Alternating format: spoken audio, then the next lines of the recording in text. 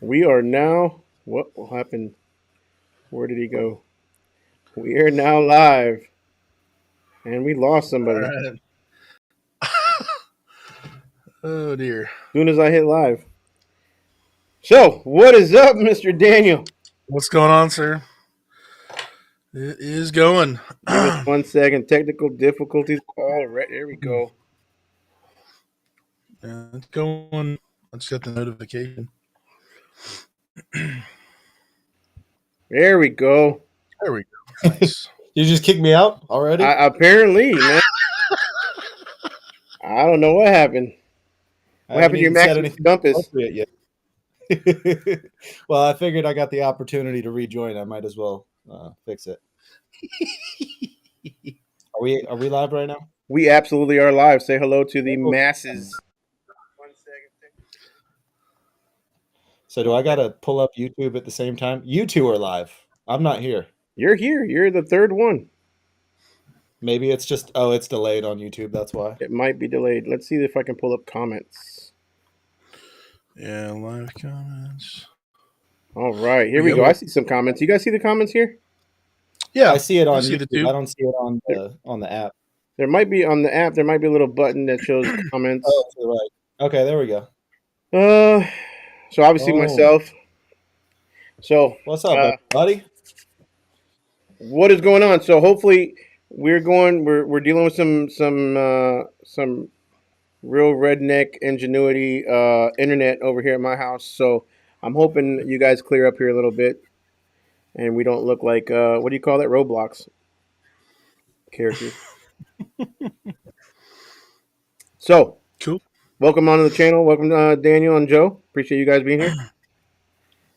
Absolutely. A lot of people might not know. I don't know. I think you two are probably two of three people that I probably talk to. Joe, you're becoming you're okay. You're kind of becoming a guy I talk to on a regular basis. Yeah, Josh blocks my number from like 6 p.m. to like 8 a.m. I don't And block your then number, homie. I'm asleep, dude. I don't block your number. I'm old. respond to a message like in the daytime hours when it's not inconvenient. 4 a.m. So- Central to about 4 p.m. Central, maybe 5 or 6. But after that, dude, like I'll get to you the next morning. I feel old saying this, but like it's past my bedtime right now. Normally I'm struggling to be up. Well, you guys are a couple hours behind me. It's eight and change here, but yeah, I'm an early riser. So with that and the putting the kids to sleep, I just don't do anything past 8 o'clock. Well, Daniel, it's 8 o'clock where you're at too, right? Yeah, 8:13. 8:15. Yep. Okay. For me, I need to get better at it in general, but I generally decide when I'm going to go to bed based on how many dumpsters I have the next morning. So at times that's crazy early. Other days it may not be any set time. So we're just rolling with it. So You stay up late though. You stay up late. I've seen some of your I stay late up night late. 3 a.m. Vinyl cutting videos. Still young with no kids, so he's hanging out with dogs, cutting vinyl at 12:30. So honestly, for me, late at night when everything's quiet, my wife's asleep, like I'm in the office area, but like that's my best time to think and like ideas and getting stuff done. That's for me is like the peaceful time to work. So I don't know.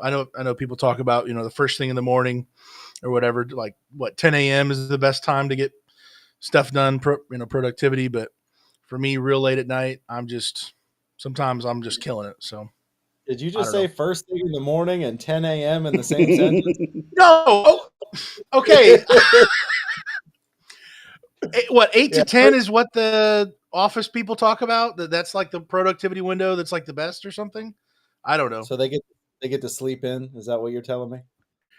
I'm productivity window like 4:30 to 6:30, and then the kids wake up, and then my day is either out the door running dumpsters or trying to fend them off. Yeah, by the time Daniel wakes up, I've already got 6 hours in, so I'm for sure. I don't feel bad being an old man and going to bed early. I'm up 24 hours. It's one of those things, man. As you get older, it's almost like no, for sure. Like you're more productive. Like when a lot of people are asleep, you get a lot of stuff done. I mean, it just feels like you accomplish more when you're 6 hours in and somebody just wakes up and rolls out of bed. So that's all I For gotta sure. say. Now I just need to start hitting the gym in those hour Yeah, windows as well. yeah. Well, yeah, that's a whole nother issue. So Yeah. if you guys are watching, please let us know that you're here. Let us know you can hear us okay. And any comments, like right now, we're just kind of hanging out with you guys. So uh, talking business, talking personal life. Put it in the comments. Let us know where you're from, your business name. I did get one. Tommy did email me. My bad, dude. So you emailed me about a consultation, and I literally got a text message probably a few hours later on my business line about a consultation. So I responded to the text. I thought it was you as well. But yeah, I am. Just go to the website, americanafdumpsters.com/YouTube, and you will see the link for a consultation. Sorry, guys, I had to plug that in there because he asked, and can't got to help him out. So sorry about that, Tommy. I should have responded to your email as well. I can't afford Josh, but I'd be getting consultations if I could. Whatever, you get free consultation talking. And it's not even about consultations. Look, at the end of the day, you want to talk to like-minded individuals. Am I right or am I wrong? Like, I could talk business all day long with somebody who's got like-minded individual. It doesn't have to be in the dumpster industry, but those simple conversations, right? I mean, I'm sure you guys know, but those simple conversations usually result in a lot more positive things for your business. And Brainstorming. yeah, it's Sure. just really good. Yeah, for me, it doesn't even have to be necessarily business, just things that are like making you improved, Could be that one buddy's really big on the gym. I got one buddy that we talk hunting. Like literally, I could call him and for 4 hours talk about deer and pigs. And, it's like as long as it's something that makes me a better person after the conversation. Am I your gym buddy? Am I the gym guy? Yeah, you're the gym reference that I Yeah, was yeah, I knew. bringing I up. knew it. I knew it. You're inspiring me. Yeah, man, whatever. Okay, You're gonna TV be my timeout beer for just buddy. 1 second. I gotta say this. From seeing Josh at DRS Con to the showcase, I told him, I'm not trying to embarrass you, but dude, you have lost weight. You look, dude, Mm. like you're killing it. You are absolutely killing it from that amount of time. You're slaying. I am looking up to you in that Mm. regard, dude, for real. Well, I try not to talk about it too much. Like, obviously, during COVID, it was a really good opportunity for me to like really put health first. So, COVID, again, I haven't talked about this at all, but I literally lost almost 70 pounds during like 2020. From 290, I got all the way down to 230, 225 ish, and then actually it was over 290, almost 300. And then once business started coming back, and the stress started coming back. Fast food became easy again. So again, I don't talk about that kind of stuff because that's kind of really personal to me. 43 years old and I still struggle with my weight big time. So recently, since DRS Con, I've been hitting the treadmill a little bit more. So yeah, I'm back down again about 30 pounds almost, but I'm nowhere near to where I was during COVID. So I need to get back down there. So Joe, you need to help me out. Actually, there's Yeah. a couple guys here locally that are like dumpster guys, and Dylan Dunn. I don't know if you guys Yeah, I know was who gonna he say is. that's That dude's a the beast, bro. influencer you're talking about, if I had to guess. Yeah, yeah. I mean, we met during lunch a couple weeks ago, and that dude's like super hardcore fit. So Yeah. I need to get him in the gym with me and help me out as I'm drinking hot chocolate. But whatever. I thought it was coffee. You didn't have to tell us it was hot chocolate. Hey, Okay? 7 o'clock at night. I'll take it that coffee. How All many right. how many marshmallows are in there? Was it? How many marshmallows are in there? Well, so they all melted. My daughter asked me if I wanted marshmallows or not. I was like, really? I mean, is that a question? Is that even a thing? Oh, But anyways, so how's business, guys? What are we doing? What are we looking like? For me, for December, I'm close. I don't know how many more I'll get to close out the year, but close to doubling last year's numbers. That's not incredibly hard to do, but yeah, we're not where we were in the summer. That's for sure. It's noticeable. Yeah. Absolutely. We've had a couple days of frost. We've had some ice, um, snow that lasted like 6 hours, and the sun just cooked it away. So I think once we have some snow on the ground and it sticks and it stays for a bit, I'll see a little bit more of a dip, but seemingly better than it has been in the past. So continuing to try to use my time wisely, working late at night during the hours that you're asleep at that different time. But no, yeah, just trying to get things done in the meantime during the slower time. Yeah, I touched on it a little bit in one of your other lives in the comments, but I didn't have the roll-offs last year at this time, so like a year over year metric I absolutely demolished last year, but it was kind of like the first 2 weeks were killer. I was pacing, really good month, honestly. And then the week before Christmas, everything just went. So it's been the last probably 7 to 10 days have been super slow. But the month itself is not great, but it's like I've cleared everything I would expect to and put a little bit on top, and then my wife spent it all for Christmas. So we got to go rent some more dumpsters to Yeah, yeah. present hole. Do you guys feel that you guys prepared enough for the wintertime, knowing that it was going to be a slow season, a downturn? And if not, two-part question, right? Do you feel that you prepared enough? And if not, how can we prepare ourselves for next year, knowing it's going to be slow again next December, January for sure? So you never know what enough is until enough's knocking on your door, I Mm. guess would be the easiest way to answer that. I did do quite a few things to set myself up for winter. Not that this is the ideal way to go, but I did start selling off some of the dump trailers a month or two ago just to kind of get some of those winter funds racked up, put myself on a nice little nest egg so I could still put money into marketing and stuff like that. Um, and then, yeah, I've been basically working on, because we don't really have a shutdown for Christmas itself or for winter itself. We're in Florida, so it's hot year round. It does slow down just kind of seasonally, just based on what people are doing in the world, I think, more than anything. But it's not like the cold is, we're not dealing with Dan with frozen, ice dumpsters and stuff like that. But I did do a lot in the preparing for, not necessarily preparing for the new year, but getting myself together to make like digital marketing campaigns and stuff like that a lot easier to execute. A lot of not pretty stuff, file management, and starting to put together a lot of pictures that I really like for this ad or that ad, and revamping the website, streamlining the process, all the basically all the stuff that I don't do videos on, but are like the bread and butter of the business itself. Um, I've done a whole lot of that in the last week or two when I'm a little bit slower. I've just been sitting behind the computer screen and kind of working the gym with my fingertips on a laptop more than anything. Hmm. So Daniel? Gotcha. Um, I would say I started holding back some extra cash to put towards December, January, my two lowest months, and then odd enough February, which is still cold here.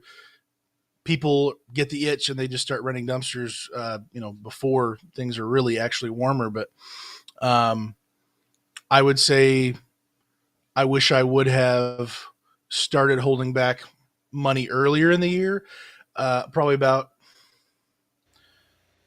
May. I was starting to look, okay, like things are about to go down. Things are going to happen one way or another at the end of the year. Let's start pulling some things together for that. So, um, just, starting to look at that just really year round, as far as holding back some cash, if at all possible. And then just like with the time that goes on, sometimes in the busy season and how quickly things just kind of creep up on you. Um, as you're building and adding new subscriptions for your business and different services and all those things, your budget is going to be expanding. And so understanding like there could be some things that kind of slip through the cracks that you didn't realize, like, oh, this is a must for every month of the year. and I didn't account for that way back when last year when I wouldn't, didn't have that. So just trying to get an accurate, evaluation of the budget, where things at, what has to come in, and then, where things at, going down the road. So, yeah. So, guys, in the comments below, I want you guys to answer me that question. If you're already in the business, I wanted to hear from you as well. I want to know, did you guys prepare for the winter as much as you thought you needed? And if not, how do you think we should prepare, or how you should prepare for next season?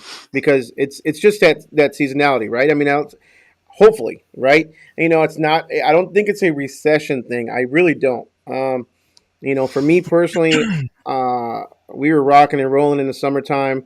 I hired the driver. I got a second truck. And as soon as that load of 30 yards came in for the second truck, it started going down. And it felt like it was going down more because now I had 30 dumpsters versus 20 dumpsters. And I had, 10 to 12 sitting in the yard versus, 5 to 6, right? So the more dumpsters you get, the more trucks you have on the road, the slower it feels, even though your numbers are still sitting higher than you were last year. And then obviously December it is what it is. It's the holidays. You got Thanksgiving, December, Christmas, and then now you have New Year's, and we're trying to fit in. What has carried me through, though, and what's been somewhat okay for me is our regular contracted jobs, right? Like the regular warehouses that do either 3 times a week or 1 to 2 times a week, whatever that may be, or the big contract projects that have a full-time dumpster there. Those have kept me pretty busy. Enough to pay the bills at least and to pay my driver. So Yeah, I'm sure the actual like having to pay a driver is the biggest stress of the bunch, because then it gets a little bit personal all in the mix at the same time, where you're kind of responsible for another person's ability to eat. And I'm yeah, sure that nice absolutely. bit. I do guarantee him the 40 hours minimum. So regardless, like today, he's been sick as a dog though, and I give it to him for coming in. I told him, when his wife and kid was sick last week, he took a day off, and I said no problem. Paid him for it. I actually suggested he take the day off, and just we were slow anyway, so I could fill in for him. Today he left half a day, less than half a day, I think he worked, but yesterday he worked till 5:30. So he worked a little bit extra. So it all evens itself out at the end of the day, really. But you're How right. do your year over year numbers look for December? Let me pull them up. I know you're a very different position, but Let me pull them up. Continue. and then Dan, I know you've crushed your last year, so that was before you Yeah. got your road though. So you were 3 dump trailers as well, weren't you? So, uh, so what was the timing on that? My 2, I sold one, earlier in the year. I've got my buddy's 2, and then I had the 10-yard cans, before I added the 15s and the 20s. So, it was 3 or 4, but basically halfway through the year, adding 2 20s and 2 15s was like, boom. So really throws off as we're scaling, throws off like, well, of course you're doing more because you have way more potential, kind of a thing. So For sure. So for me, year over year, December to last year I only had 15 rentals the entire month. This year I'm at 55. 266% increase in over last year. Good jump. Say what? I said that's a good jump. It's healthy, but again, I also really wasn't full time last year either, right? It was still kind of a business, but I had my limo company still. And December, holiday light tours was our busiest season, so I literally am full focus on that. So as far as revenue, you're looking at 9,915 to a total of 29,989 to date. So 202% profit. I'm sorry, not profit. 202% increase in revenue, total revenue. Obviously not profit. And again, if you don't have DRS or a software like that, whether it be Docket, DRS, some sort of software to be able to count track your stuff, you don't. You're just kind of, what do you call it? Shooting in the dark. for sure. Yeah, I haven't played with any of them except Docket and DRS, but I feel like I've seen a lot of new CRMs pop up in the last couple months. A lot of Had a what? few people. I call them CRMs, whatever you Oh would yeah, yeah. like. The Docket DRS. It's a customer relations management tool, Right. is what we would have called it in the automotive industry. CRM. Talking Yeah, like I've seen. Salesforce or something like that. Yeah, I've seen a bunch of them. I actually had a guy not really recommend, but ask me to look over one his wife's building. She's about to launch next month as well.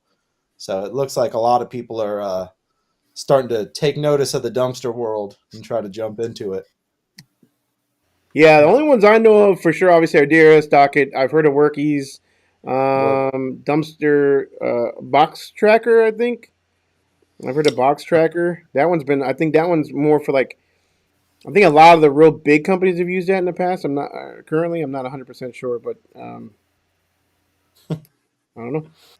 Docket actually had. I don't really know. They resolved it pretty quickly, but the other day a bunch of us had our websites redirecting to some random website, and they got it resolved pretty quickly. But it made me laugh. I didn't realize my website was even messed up until I saw someone else post it, and I was like, "Let me check mine." And Oh, so you're yeah. using Docket? How long have you been using Docket? So actually, I started with Docket. I kind of followed your trail to some degree. Started with Docket. You jumped on to DRS for the online booking. A few months after that, I went to DRS for the online booking, and then I went back to Docket after a little less than a year, after they got their online booking established. Because when you were promoting DRS heavy, they were like just starting the online booking and no one else had it. And then after about I think 9 months or so, Docket started their online hosting, um, and they hit me with a pretty lucrative offer, so I had to take them up on it. But I really like it. I know you're a huge DRS fan. I know Dan's a DRS fan. I mean, they're good. I'm not even knocking them at all. I just the for one, it's good to have competition. So I'm always happy to have multiple good options in the industry. But yeah, I mean, Service Core taking over was a little bit of a curveball. So far, it hasn't negatively affected me at all. They did actually just roll out their own merchant services, which is kind of interesting. So, um, once again, hit me with a pretty lucrative offer for that too. So I saved a little money on my merchant service rolling into next year. We'll see how that works out. I am a fan of kind of separating a lot of programs to some degree, but I'm interested to see how they work it out with this. They cut quite a bit on like the cost per transaction and even my percentage for merchant, which is nice. So Who were you with before, like Stripe or something like that? I forget it. It's honestly, it's annoying. Even thinking my way through it. So it was Docket is the CRM. Authorized.net is the middleman, and then it was Fullstream, I believe, something along those lines. That was the actual merchant.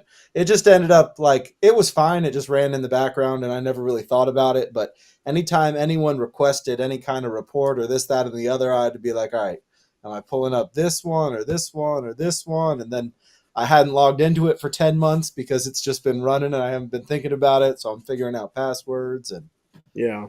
yeah. Yeah, for like So refunds, we used to have authorized.net in the limo company, but it was Limo Anywhere was a software. Then you had authorized.net. Then you had Power Biz Pay or something like that for processing. exactly. To do a Yeah. refund, the only way to do a refund was to log in to authorized.net, which Yep. every 3 months you have to redo your password. So it was also Yeah, negative. exactly. Yeah. Yeah, so now all that I haven't actually even they just went live with it a day or two ago for me. So I haven't really even run anything that I've had to deal with. But in theory, now it should all be self-contained within Docket, and I'll just be dealing with either Docket or Service Core for all that stuff. I did have on that subject, I did have one time where I had to fight a dispute with a customer, and Fullstream was funny because they sent me the dispute. I sent in all the information, and then a week later, I get the exact same email saying, a customer's disputing. So I pulled it up like, oh, I got another one. That's crazy. I can't believe I got them back to back. The same customer 3 times disputed, Mm. and they made me resubmit everything 3 times. And then on the third time, I'm like, guys, what's going on here? You've got to sort this out, because he can't just hit a button and make me jump like a monkey to send you all this information over and over again. They did finally get it squared away, but yeah, it's merchant service is not, it's not my favorite cup of tea. Mm. Mm. I've had several disputes over the years, not over multiple businesses, but they're not fun. You have a certain amount of time to respond. Well, the thing is, they take your money out first and foremost.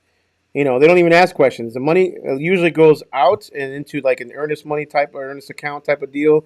So they're holding it in limbo until you respond. If you don't respond, you lose the money. If you respond and they deem that it was good enough response, the problem is when you don't do an online booking and you do an over the phone booking, you don't have you're not technically even supposed to do over the phone. I mean, they do charge more for percentage rates usually for more higher risk because it's over the phone. But at some point, you're supposed to you as the vendor or the not the merchant, but you as a vendor are supposed to verify the person's credit card, whether it be physically, or have them send you a picture of it, which most people don't want to send pictures, right? Especially if it's an online transaction. Um, it's just really hard to do. Amex is extremely difficult to win as a company versus the consumer, and most of the other ones too. You have to have like all your ducks in a row, all kinds of proof. So I don't know, for what it's worth. It's not easy to do a dispute. Yeah, I've been pretty lucky. I haven't had to deal with that one was the only one I've dealt with my entire 2 years. It's incredible that when I say it, I can't believe that that's the case. But um, I do like I learned in auto sales to not talk too much. It's like you can talk yourself out of a sale, and you can kind of give too much information to make someone like a little too flustered, a little too confused. So I try not to talk too much, but at the same time, I try to be very clear about how the process is going to go and what's included and what's not included, which has worked out in my favor. It's very, very rare I have anyone even like question a charge at the end, because I make it a point to, it's like, this is what you're getting, this is the amount of time, and this is what I'm going to do after I pick it up. So that's worked out pretty well. You're always going to have, a random sleazeball in the mix every once in a while, but for the most part, my customers have been good. In 3 years, I have yet to have a chargeback. Oh, you shouldn't have said it, Dan. You just I'm shouldn't have said I'm it. I'm just I'm waiting for it at this point. Yeah. It'll Are be you it'll be interesting. But are you what's that? 100%? Are you 100% credit cards and online bookings, or do you take cash, check, anything like that? Very rare cash. Cash on delivery. Some maybe a handful of checks in 3 years. Maybe mostly it's over the phone. It's online. I send them the quote, and they'll do it on their end through email or text or whatever. Um, so yeah, I try to stay away from everything's at least paid by the time I show up. So Do you yeah. guys, when someone calls you on the phone, do you always try to book that sale while they're on the phone, or do you get off the phone, text them the link to the website, have them book through the website, anything like that? I primarily try to get it booked right there on the phone. There's been some times where they were iffy on what size they were going to get. They were going to confirm with somebody else, and I said, okay, well, you just text me what you need, and then I'll send over the quote after the fact. And generally within 3 hours, 2 hours, they book it, straight through there. I get the email pop up. Okay, cool. So So definitely I thought about, or I tried at one point to say, okay, all customers have to go through their website and do a link and stuff like that, because that'll really save us from, hopefully from it, but that doesn't stop somebody from using a fraudulent credit card. Everybody knows I do too because I got screwed over a lot with fraudulent credit cards. So no, now I've been like, you know what? If I've got the customer, like you said, don't talk too much, don't waste too much time. If they're ready to book, I'm booking them right then and there, and I'll see you later. I'm burning rubber trying to deliver that dumpster, so I'm All not right. giving them a chance to call somebody else. I know we've skipped a lot of comments, but I got to throw one out. Do I need to grow a beard before I start my dumpster rental business? Yes, you must. That is I a miss. that's a requirement. You know And what's if you funny go is I was through just thinking about that. Say again. I was trying to say his name. I butchered it. So you basically saved me from embarrassment anyway. I was just thinking about that because I get so many friend requests sometimes on Facebook from people, and I was like, "Dude's got a killer beard. He must be in it." Because I don't know if it's dumpster related or limo related. I still have a lot of friends in the limo industry too, and it's like that dude's a beard. Yeah, that dude's definitely a trash guy. You know what I'm saying? I mean, I don't know what it is, but The guys without beards are the ones selling their setup on Marketplace. oh. Just being funny. You're gonna give me like some thumbs down on this video now. Oh my word! They couldn't grow it out, so they had to give up. Oh my gosh! If you don't have the patience to grow a beard, you don't have the patience to own a limo or dumpster business. Oh my goodness! Should we On that note, should we hit any of the comments now that we're like 40 comments deep? let's go for it. Do you see any? Let's go for it. I always laugh when you guys are live streaming because I'm sitting there reading the comments and then it's like 30 minutes later you guys finally get to it.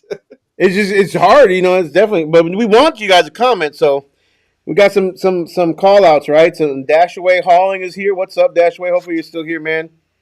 If you see one you want to comment, go for it, Joe and Daniel. Let's see. Oh, we just at least address them. Marcus Moon, what's up, brother? Dumpster business with 3 cans and a cable pool truck. Any marketing recommendations to jumpstart sales? Do all of it, Marcus. All of it. Do the digital, do the physical, go kiss a baby, shake a hand, print out a sticker and put it on a tumbler. Do it if you can come up with it, it's a good thing to do because the more places you get your name, the more websites you're on, the more people who know of your existence, the more likely you are to get bookings. Throw it all against the wall. Whatever sticks, do more of it. Go. Whatever doesn't, continue to do it. Because at the end of the day, something works. It always does. Every single form of advertising you can do it. All the free ones, do it, and do it religiously. Do it daily, do it every other day, sometimes do it multiple times a day. But Joe hit it ahead. If I had to throw out another thing, which this is me telling you a thing that I'm not currently doing, but I wish that I was. If you're not able to mentally pull up your phone and hit the post on every single social media, schedule them because most of these apps and websites allow you to set up posts days and months in advance. And if you can just have things running on a set schedule to where you don't have to, wake up and think about it, or when you got to run off and do this task, it's just happening in the background. It'll make your life so much easier because you will forget so often with how much things change on a day-to-day basis in this business. Guys, TikTok, let me be honest with you, and this is you said it as well, Joe, and I'm gonna agree with you how this is something that I'm not doing, but I really need to be doing. TikTok is becoming the new search engine. It really is. Like the younger people nowadays, they're going to TikTok to search for things, search for reviews, search for recommendations before they go to Google. I'm 43 years old. I'm not about that life. However, I understand what's going on in trends. I see what's going on, and my 20-year-old daughter that is using TikTok as a search engine. She may not be my ideal customer right now, but in 3 to 5 years, she will be. So, just a heads up. True. Yeah. I've been fighting TikTok hard. Me too. I probably have to cave in. Me too, dude. I'm still fighting YouTube. What are you talking about? Like, I don't even do YouTube. Yeah, well, that's a whole nother can of worms. All right, David Newwill. He says it's because it takes longer to get the old diesel fired up in the morning. I think he's talking about you, Daniel. You are not about to skip his Ric Flair woo like that woo, and woo. do it that injustice. Come on, Josh. Go for it. Hit him with a Ric Flair. Come I on, this is your can't. street. That is not my thing. I can't. I don't. I mean, David, thumbs down the video, David. whatever. David doesn't look like he has a beard, so you're the one that offended him first. That's all I gotta say. Ooh. David's inspired. He's rubbing beard oil on his face as we speak, trying to get it to grow in. Oh my gosh. Magic growth. All right. Marcus stated in October, or just started in October. Get a site, Google presence, door to door. Go talk to every contractor you can. Introduce yourself.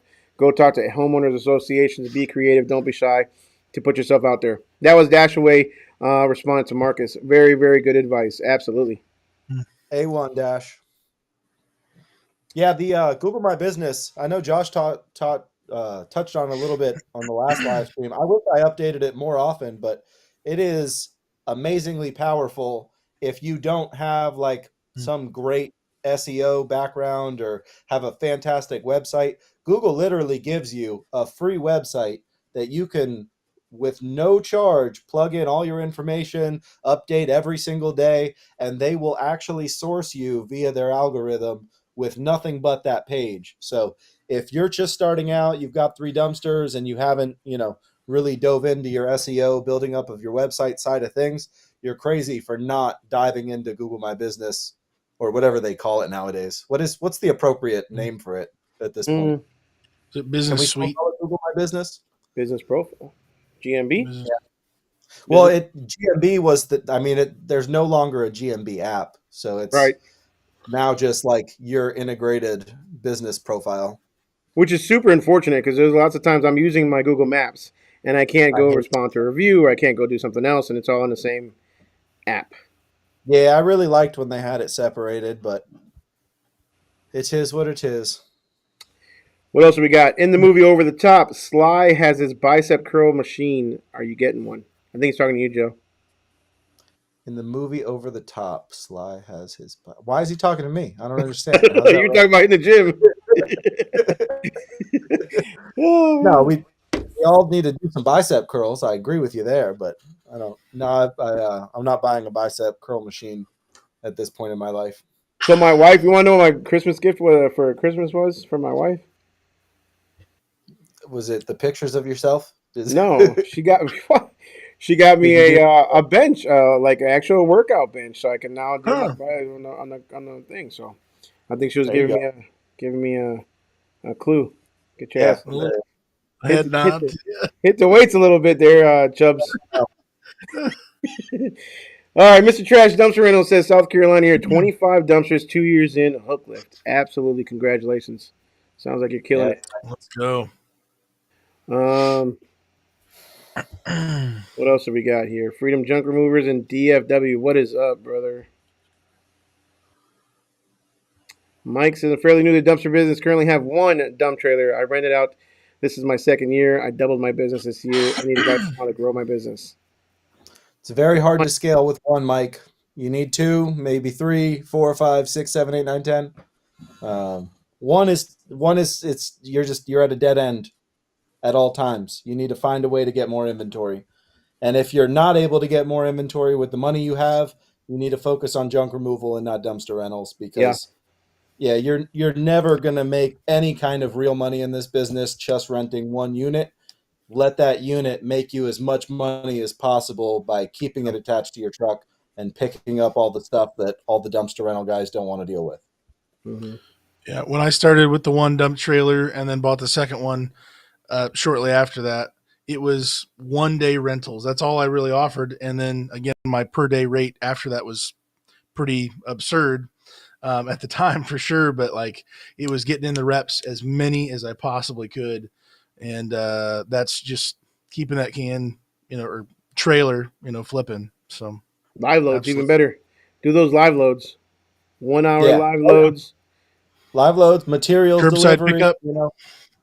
Anything that keeps that trailer attached to your truck and allows you to go to the next job. Because even with doing 1 day rentals, the hard part is it's like the chances of you having someone that wants to book Sunday night, Monday night, Tuesday night, Wednesday night is basically zero. So you're stuck with the person that wants to rent it Friday and the person that wants to rent it Tuesday because they're a contractor and they're, doing stuff throughout the week. So if you can actually line up a schedule and do 1 day rentals, then great. But statistically speaking, it's very rare you'll be able to rent one unit more than 2, maybe 3 times a week, even if you're getting that phone to ring a lot.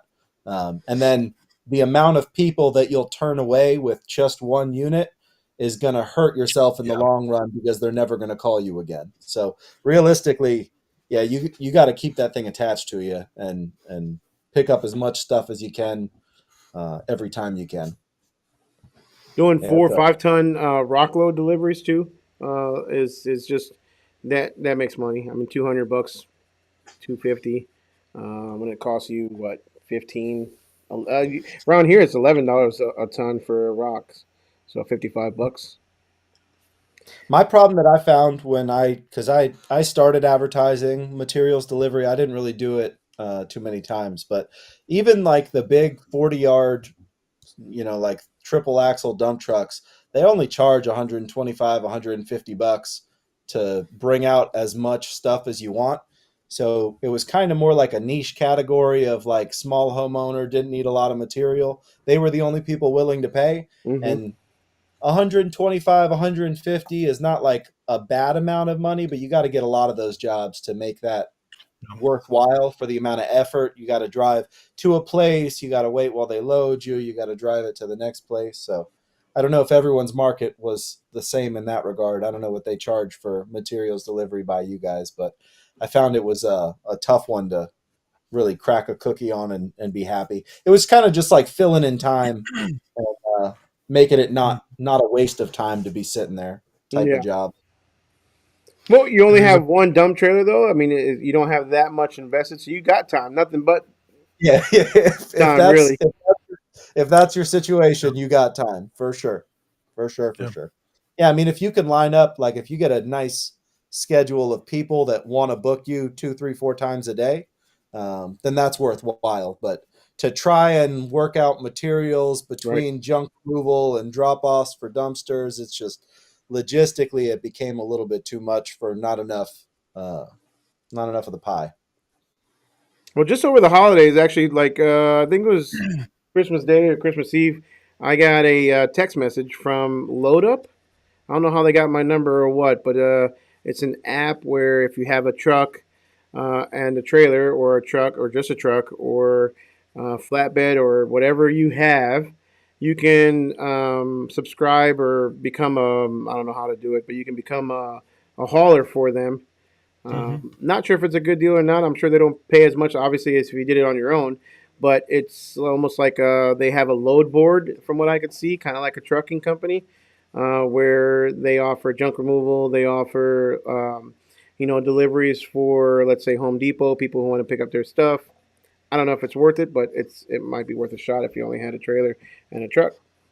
Yeah, it's interesting. I've never heard of that. It's that would be a good way to go if you just had a truck and a dump trailer. I don't know what they pay, obviously, but that would definitely be something to look at. Not promoting them whatsoever. But if you want to be a sponsor of the channel, hit me up. Wearing a sponsored T-shirt. You can't.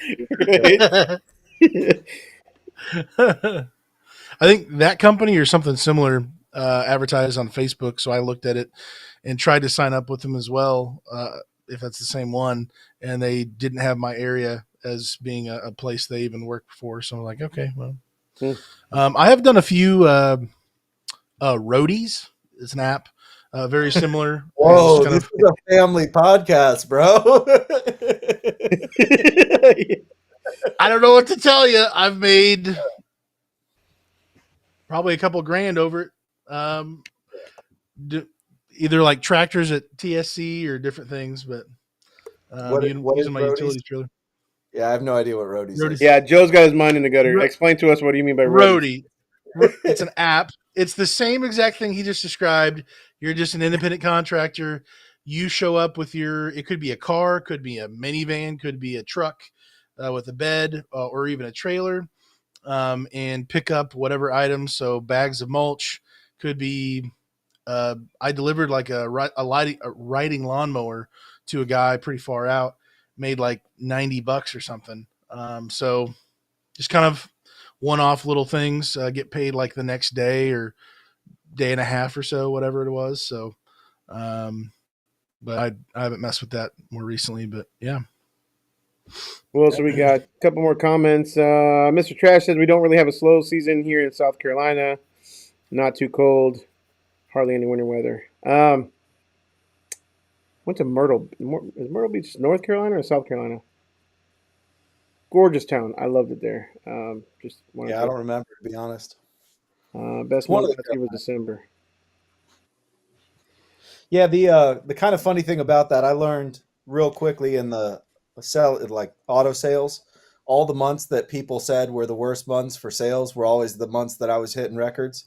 So it was like it's really, it boils down to the person. It's not like, obviously there's factors that come into play beyond yourself, but if you're the person who thinks it's going to be slow, it's probably going to be slow. Whereas if you're the person that decides, no matter what happens, I'm going to go find it, you'll set records whatever month you want, no matter how anyone else in the industry is doing, because you're just that person at that time. You just got to stay hungry and go find the work. So funny thing, I actually thought that, again, I'm keeping my guy busy 90% of the time for the most part, right? There's slow days, but I actually was thinking that maybe this time next year, maybe it'll be a good time for me and my family to take an actual vacation during the holidays. I don't need to be here. He can handle it, and maybe by then I'll have a second person, but um, good enough for me to take a holiday. So that might be a good vacation time for us. I know you like cruising, but where do people in Dallas like vacation? What's your place? We are going. Not people in Dallas go to like the Galveston. I'm not hating on Galveston. I've been there once and All right, whatever. I mean, pardon my ignorance. Where the hell is Galveston? south of Houston, so it's a Oh, it's in Texas. island, a small island just outside of Houston that you can drive to. Pretty, really nice. Don't get me wrong. We went once or twice. Stayed in a hotel. Paid good money in the hotel, and it had cockroaches.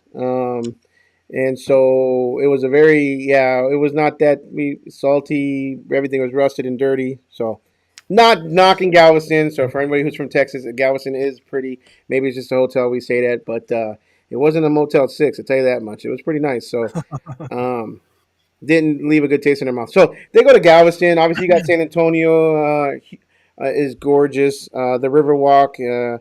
You've got I don't know. You just Huh? stay in.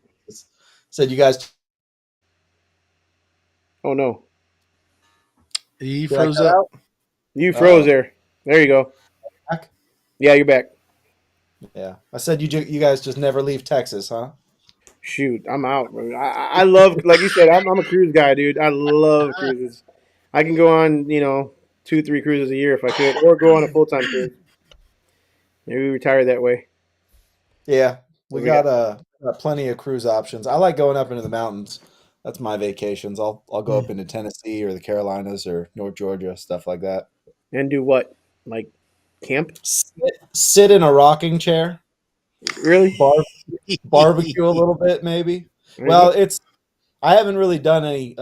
We did a cruise last year. I haven't done any real extravagant vacations for a little bit because we've had 3 kids in the last 3 years. So it's kind of Real like, expensive.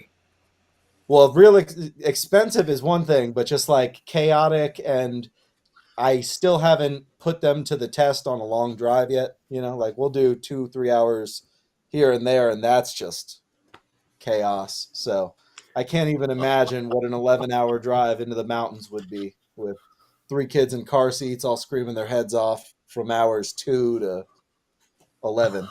Well, that's when you So bring a babysitter with you or something. Like you're a babysitter, and well, it's still in the car, I guess. But yeah, I gotta rent a few more dumpsters before I can have the nanny come along for our vacation. yeah. All right. Shane says, "Hello. What is the most popular size of a dumpster that customers ask for? What is the most profitable size of dumpster to rent out? Thanks for your time and help." Popular, I would say 20, dude. 20 is it. 20. I think we were just talking to Daniel about it the other day. 20 is it. Don't get me wrong. All the other sizes do rent. It's all. how you sell it, but most people, a 20 yard is good for both residential and commercial, just alike. Um, 20. Yeah, the Yeah. way I usually joke with people about it is people will always call for a 20-yard or your smallest dumpster, one or the other. Either that or they're calling for a 30 or a 40, but that's another ball game. But yeah, they'll either go, "Do you have a 20?" or "Let me get your smallest dumpster." That's pretty much the two conversations I have. And they always overfill the smallest dumpster, so prepare yourself for that as well. Right. Sell them the 20. It'll make your life a lot better. I'll tell you that right now. Yeah. Daniel, you had a good The go for it. You had a what's good that? thought about this earlier this week. You had a good. We had a Yeah. good conversation. So for me, basically 6 months of this last year, I had 20s available. Within that amount of time, that is half of my whole year gross revenue. So I'm just, looking like, oh man, like it would have been bananas if I had those, the whole year. But yeah, 20 yards seems to be it's the top of the seemingly of the residential size that would be needed.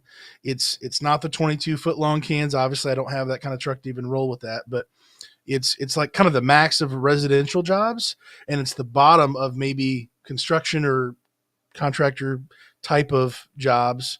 And so it's kind of in the middle, where it's kind of that sweet spot, in which it's just a little bit more. My average weight ticket is just a little bit more than my 15. For me, it's my most profitable, no question about it. That's what I have my most consistent customers. They always want the 20. So for me, as far as like, what size am I going to get next? I've got 10, 15, 20. It's not even up for debate. It's going to be at least 120 before I even consider going, okay, after the next 20, am I going to do another 20 or maybe a 15 possibly? But for me, it's a no brainer for the 20. I know my smallest size, 10 yard.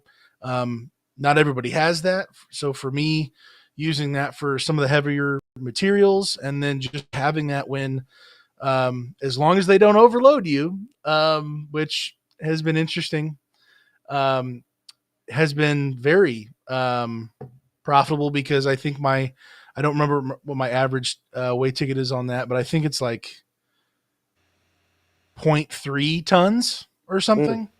And it's filthy. I mean, it's just they fill it up to the top. Hopefully, not too much more over that, or take stuff off. I've had to do that before, but or they'll just say, "Yeah, I should have rented a larger one," and then they'll rent a second one, or maybe even just a 15, just to call it good. But I'm in love with the 20-yard can.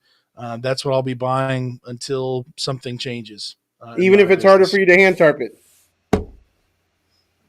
But bum. Don't go Oh there, bro. man. Don't go I there, mean, I can imagine climbing up a 20. I don't want to climb up a 20. bro. Yeah, I would imagine it's much easier to hand tarp a 10 yard. I I it's feel the like 6 foot. I would hand tarp like one dumpster before I bought an auto tarping.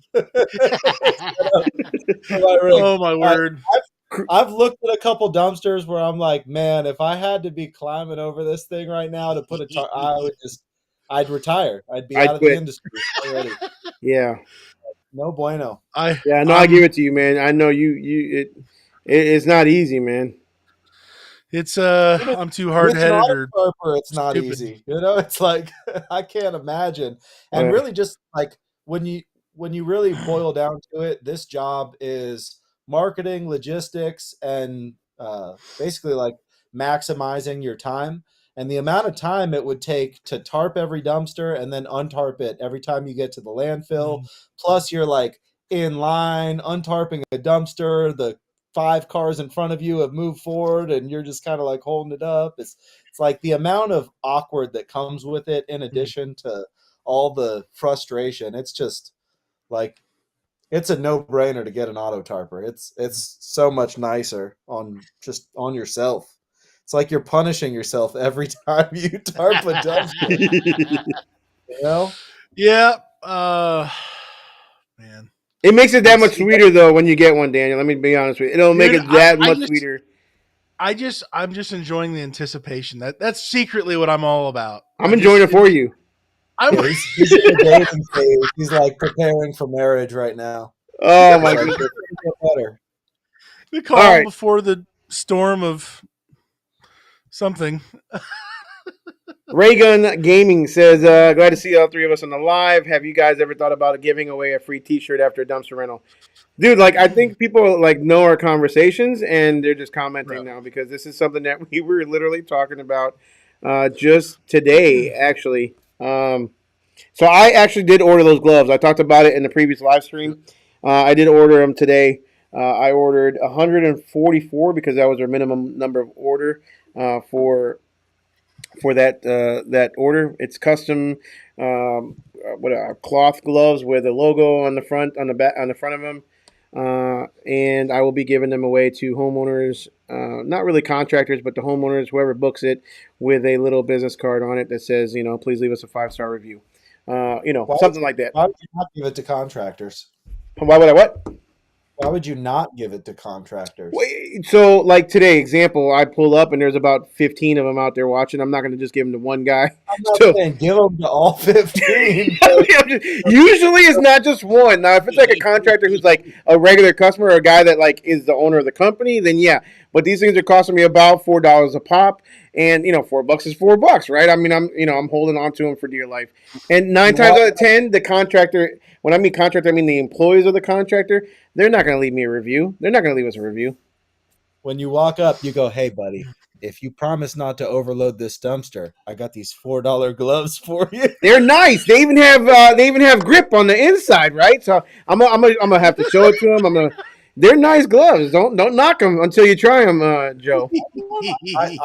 I thought it was a fantastic idea, but I'm not being stingy with my contractors either. I'm going to give them to if I get the gloves, I'm giving them to anyone that needs the gloves. Well, so we'll see. We'll see. I don't know. I'm gonna be stingy as heck at first because it's a $700 order, right? So I need a. That's a $4 is not a small amount of money per dumpster rental. Right. So I'll give you that. I mean that's a chunk of change. So we'll see. But I do think that's a fantastic idea though. Especially if you were to pair that with some kind of like delivery pamphlet, something that you could like tape to the door of the dumpster or have some kind of like setup where it's hanging there when they get started. Here's the stuff I take, here's the stuff I don't take, here's your set of gloves, leave me a review at the end, QR code, that kind of Yep. It's like a whole little package. Yep. That would be there's little things that you do as a business that really set yourself apart from the rest. I got my truck and my van cleaned not too long ago, and it's my buddy. It's not like it was some random person off Google, but even after the cars got clean, I open up the door. There's like a brand new microfiber rag with a couple business cards sitting on the center console. Very cool. It's like it's not like that's an extravagant gift, but just the fact that he gave me that microfiber, and then even on top of that, a few days later, I'm riding around because I always drink coffee out of a mug. I'm riding around spilling coffee all over myself and in my truck. I had my little microfiber wipe it up, made me think of him, that kind of thing. So, yeah, it's like those little things really establish yourself and kind of set you apart from the rest. Funny thing is, it's something that small that not only makes you remember who the company is, but it almost builds loyalty. You feel like you owe them the next time you need their service because they gave you something, whether it be something just something small like that for free. That's just my opinion. But Daniel, you care to share, or do you want to keep it to yourself for now? You don't. No pressure. We'll move on. There's just ideas or things, little giveaways that. Yeah, so I actually just ran the numbers on some stuff. What you just described, Joe. I am wanting to put together basically something very similar to that. A review card and different things, kind of like a little baggie worth things that they could either use that would be a gift bag, helpful in the process of them. Yeah, a gift bag full of goodies, not just like nothings, but actually like helpful things that would be a part of the rental. I'm only planning on giving that away to residential customers as of right now, just in my thought process. Why? The Well, a swag because bag I'm in stingier than particular, you. a, a swag bag probably should go to residential customers, but something like gloves does seem like it would work well with contractors. Whatever. So, Contractors should already have their own gloves. you got beef with contractors, bro. What's going on? Nice ones. Is it because you had to give a couple different contractors the boot from your property? Uh, They were taking too long. Now you're all angry at all the no, contractors. you can say it. I'm butthurt. That's fine. I'm butthurt. Just for the last game, Josh. Okay. Oh man. Oh, man. Anyways, Yeah. so Just Raygun make it, talks about a shirt that some other guy, Garrett Williams, excavating business, gives out, and it's actually a good idea. So his logic was that business card, people throw them away. T-shirt is free advertising anytime they wear it. So when I had a indoor soccer facility, the winners, the champions of the season, all got a T-shirt that said indoor soccer spot. My team won first place at the indoor soccer spot. Absolutely, they were proud to wear it because they won a championship. And every time they wore it, it was advertising in the city and in the community for me as a soccer facility. So, very good reasoning, in my opinion. I think it's a good idea. So, I don't know. But I haven't done a T-shirt. Not yet. that's a little chunk of change. I mean, you Yeah. can get T-shirts for a little cheap, but a lot of the custom T-shirts are $20 a pop. That'll cut into your profit margins pretty fast. Excavating definitely works out well because you're talking multiple thousands of dollars per job. Yeah. Dumpsters, you'd have to be a little more specific on who's getting a T-shirt. I don't think I could give it to everybody and still be happy with my margins at the end of the day. What was the price of Well, I'd what? say, especially if they overload my dumpster, I won't come back and take their T-shirt at the Give me end. that shit back. Give me that back. What was the price of admission for that Dirt World? $2,000. Lots of money in the dumpster. But they gave you a free pair of boots, so Lots of money in the yeah, excavation business. for sure. Well, BBP, Google Business Profile. Angela Batterson, thank you so much for watching and answering that question for us. Google Business Profile. go, Angela. Still doesn't have an app, though. You still have to go through your maps. Yeah, All right. How much I time? don't mind that though. I do think it's nice, but it is annoying if you're trying to navigate somewhere at the same time. It's Antrell in San Antonio. What's an Antrell? That's his name. Have a dumpster. I believe his name is Antrell. What is up, man? Switched to Oh, I got you. roll-off truck this year after 2 years with a trailer. Congratulate. So is it what you thought it would be? I guess that's a good question, right? Is switching from a trailer to a roll-off truck what you thought it would be, and would you do it again? Because a lot of people say, I mean, it's the way to go. It makes life that much easier, but is it worth it? Is it worth the expense? Is it worth the huge sacrifice? A huge what word am I trying to look for? The huge risk, the more expense, more cost, more insurance, more fuel, more all kinds of stuff. Is switching to a roll off truck worth it? What do you think, Joe? I know I you haven't think done it's it, but you're thinking about doing it. that's not quite true. I worked in between auto sales jobs. I worked for College Hunks hauling junk for a little bit, so Okay. I actually used a switch and go truck, a little Isuzu NPR. We weren't like regularly hauling dumpsters, but I did offload and load the dumpster a lot, load it with junk, take it to the dump, whole 9 yards. So I definitely got my experience with the roll off truck itself. I think for me, it's it's really just like a poor carpenter blames his tools, and not every tool is necessary to get the job done. Some just get it done faster, if that makes sense. Mm-hmm. So if I get to the point where I'm running around with my trailer and I can't keep up with orders and I'm having to push orders off into the next day because it's just not enough time in a day to get the job done, then it's a no-brainer. I need to be in that truck because now my trailer's slowing me down. But I really don't have that issue. I'm a small enough size right now where even in my busiest of busy days, I can still handle the workload with my trailer, and it's not an issue for me yet. So a lot of people look at it as this is the next level and I just need to get to the next level because then I'll be legit finally and be able to do it. But really at the end of the day, I don't think I had one person turn me away from dropping a dumpster off because I had a trailer and the other guy had a truck.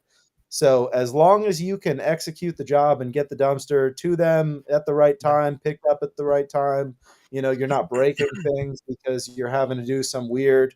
I did do a weird job. It was in like more downtown Tampa, so smaller lot, smaller property. They were demoing a very small house it's a gentrifying neighborhood. It's one of those like used to be the hood, now everything is a $500,000, $1 million, 2-story house that's popping up next to the, beat down old house. So they were demoing the house and they already had 2 dumpsters on the property, one in the driveway, one next to the driveway. And then I pull up with my truck and trailer and they're trying to get me to fit it between a tree and a pile of brush. That's like the only available space. I made it work, but like the pickup itself, I picked up a 5.5-ton dumpster, slightly jackknifed out of the dirt. So it was like, I would probably have turned that job down in a normal scenario if I knew what I was getting myself into in advance, but I still got the job done and they had no problem, paying me to do it. So as long as I'm not regularly coming across jobs where I can't do it with the trailer, I'm good with the trailer. Honestly, I think the trailer is awesome from a lot of like, it's inexpensive. It's like my insurance is a lot lower than it would be were I up in a hook lift truck or, driving a $150,000 Hino or Mack truck type of setup. So I don't mind it at all. I do look forward to the day I get to go into the bigger truck, but for me, it's really a numbers thing, and trailer does not bother me one bit. I'm an assassin with the trailer. I'll put it that way. I feel pretty dang confident that I can get a dumpster anywhere basically anyone else could without one. So I felt like when I had my trailer, like I could get into just about anywhere. I could put it in your, kitchen if you wanted me to. But, I don't know, man. Like I definitely don't. I think if I had a better experience, if I had a better quality trailer when I had a trailer, I would think. I still think very highly of the trailer, right? I really do. I absolutely. It got me where I needed to get to. I don't think it'll make or break your business. I think you make or break your business. Your equipment doesn't. So I agree with what you said, Joe, as far as that's concerned. But I also had a very poor quality trailer, and there's no question about it. We got a super chat. I think that's pretty bad. whoa, I'm gonna jump we to didn't him. There we discuss go. this. Are we splitting profits? What's going on here? We got us a super chat. Tommy, man, I appreciate you, man. Yeah, it's gonna be definitely a third, man. Just send me your mailing address for the splits. Before we all hit the big times. Right, we are in it. All right. Tommy says, "What's a typical weight for a 15 and 20 on the residential side of things, and what about the commercial side of things?" All right, I can give you kind of an idea, and you guys can agree with me or not. What do you guys think? But a typical residential 15-yard will run right about usually about a ton, give or take. If it's just regular homeowner stuff, home trash, anywhere from 0.75 to maybe 1.25 is going to be the average for residential. A 15-yard on a commercial will easily see 2 to 2.5 tons. Really just kind of depends on what it is. If most likely it's going to be drywall. If they're saying it's going to be floor ceramic tiling, you're going to, it's going to be 4 or 5 tons. Just really depends on what it is that's being thrown in the dumpster. A 20-yard will be right around 1.5 to 2.5 tons. Residential, 2 to 3 tons. Commercial is with my experience. What say you guys? My easy frame of reference is 1 ton per 10 cubic yards is kind of the higher end of what you'll expect on a residential job. So I would say most of my 15 yards are, 3/4 of a ton to 1.5 tons if it's, like they threw a couple pavers in or they cleaned out the garage and tossed some lumber in there. But if you assume 1 ton per 10 cubic yards, generally you're not going to be disappointed with a residential load. And then construction debris, you kind of got to learn with experience and Yep. limit them on the heavy stuff.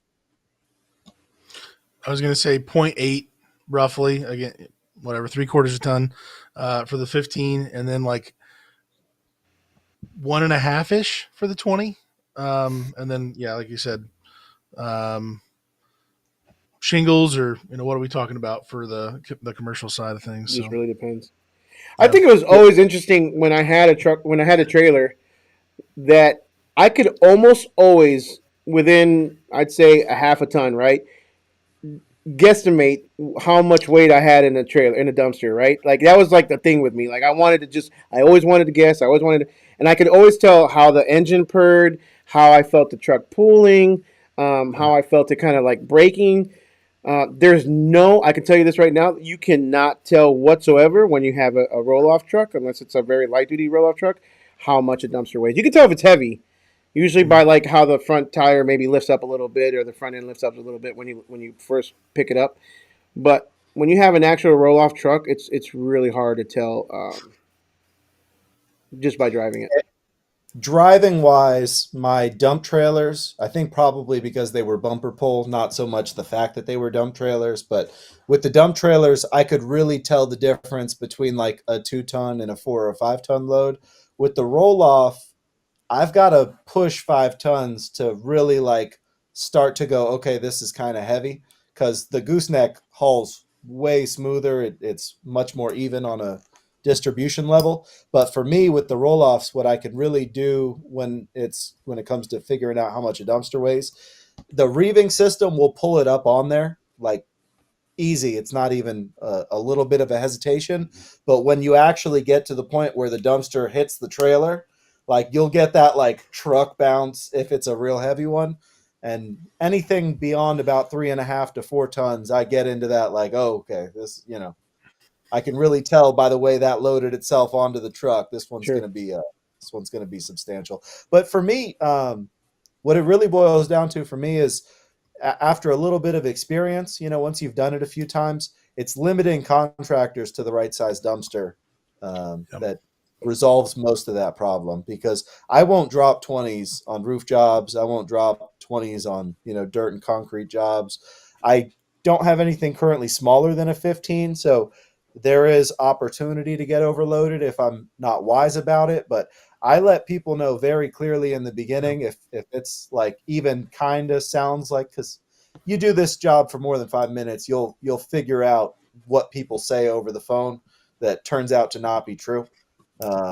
I'll make things very clear on expectations and how much they're going to pay more if they don't follow my process than if they do.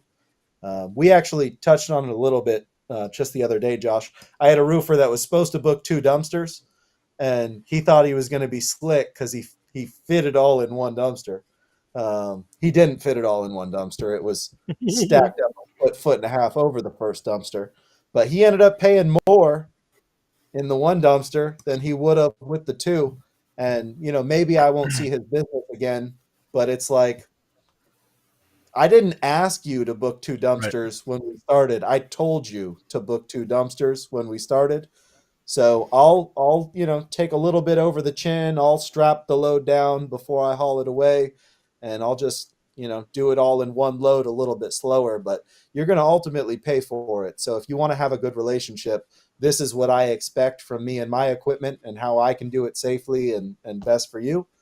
And if that means we're not going to work together in the future, that just is what it is. So, yeah, I think in that regard, it's really good to have a small dumpster, something like a 10-yard or even like a concrete dumpster, depending on the type of work you're targeting.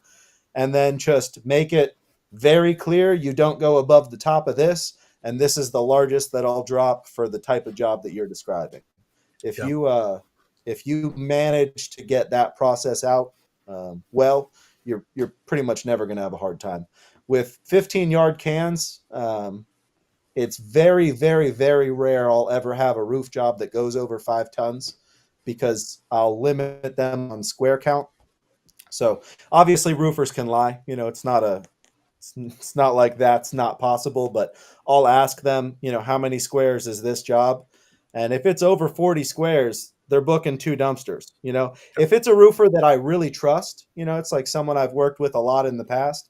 Maybe I'll do 45 squares. Maybe I'll drop a 20-yarder just to make sure it's not overflowing up the top. But if you limit to 40 squares and a 15-yard dumpster, and your equipment can actually haul 5 tons, both legally and without snapping in half like Josh's old Lone Star dumpster trailer, then yeah, it's really boils down to capping them on size and just making it work. But do you realize how nice it is? Let me it's been so nice though now that I have a heavier duty truck to where I honestly don't even have to worry about 95% of that kind of stuff. Sure. I don't have to worry about limiting the contractors. I don't have to worry about even asking them how many shingles. I know that my truck will more than likely will haul even dirt. I mean, I had 3 dumpsters the other day. Mind you, I was nervous as hell, and I pulled a wheelie in my truck, but 3 dumpsters full of dirt, 30 yards. They weren't all the way full. I did tell them to go lower, but man, like I don't have to really. It makes a huge difference, and it's a selling point to a customer when I can sell a customer, hey, look, you call the next guy, he'll probably tell you he'll probably limit you on a 15 or 20 yard. I can give you a full 20 yard. You fill it all the way to the rim as much as you can, and I salivate at the overage charges. I really do, because that just means at $75 a ton, I'm gonna be making what, $50? No, I can't do math on live. Continue on. Aren't you, take over. You're like $35. Yeah, $30 in profit per ton. And 75, so $40. Wholeheartedly. The only counter to that argument is like with great power comes great responsibility, and like how much is your commercial auto insurance compared to mine? It's like, yeah, there's absolutely advantages to being a CDL operation with a truck that can haul 65,000 pounds. But if you're not the guy with the CDL, if you're not prepared to make a guaranteed $3,000 to $5,000 a month insurance payment, no, not that much. Yeah. Let's not exaggerate. Well, what's your commercial auto policy, Josh? Now that you've stopped the stream, I pay 17. I want to say 1745, 1790, give or take, for both trucks. Did you insure them at your residential zip code? Are you no, in my yard. No, in my yard. I pay. I got a good record. I'm 43 years old, homie. They don't give me the under 25 extra charge like they do for you, probably. Did you fill out the AARP discount? Is that what it is? Moving on, Joe. We got more comments. If I think it's a no-brainer. Joey, the St. Pete Hauling, the one that's over by me, he might have just turned 21, but I'm pretty sure he's still 20 years old. His Mack truck insurance is over $3,000 a month for just him on that truck. So it's like, now the boy's slaying it. So don't feel bad for him. He's raking in the Benjamins, dropping. I think he's up to close to 40 something plus cans by himself, basically. So you pay the little bit of extra insurance and drop a whole lot of dumpsters. It's not a bad way to go. But yeah, there is a lot of benefit to keeping your expenses low, especially while you're learning the ropes. No, for sure, absolutely, yeah. Absolutely, agree. Get 2 years of experience under your belt, and then jump into a CDL truck when you know how to actually operate the business itself, and you'll save yourself a whole lot of hurt. Yeah, I would never recommend somebody jump into heavy duty up front. I was completely against it. If you go watch my earlier videos, my plan was to stay under CDL and no employees, and here I am, employees with CDL. So it's just sometimes your business evolves based on what your clients tell you, and that's what you really have to go by. It's not really what I want for my business. It's what I see that the business is asking of me, if that makes sense. For sure. We skipped a lot of comments when you jumped down to the super chat. You got all we're going back. We can go We back. got all We're going back. excited over $5, and we just bypassed a whole lot of. Love it. Anybody else want to do super chat? Feel free to send, or if you want to just donate, it's Josh. No, I'm just kidding. Go ahead. Maxco LLC on Venmo or Cash App. Go.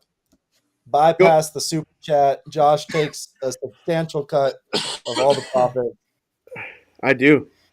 It's 99. So go ahead. Take on. I'm looking for something to hear on a question later on. But what do we got next? What's the next question?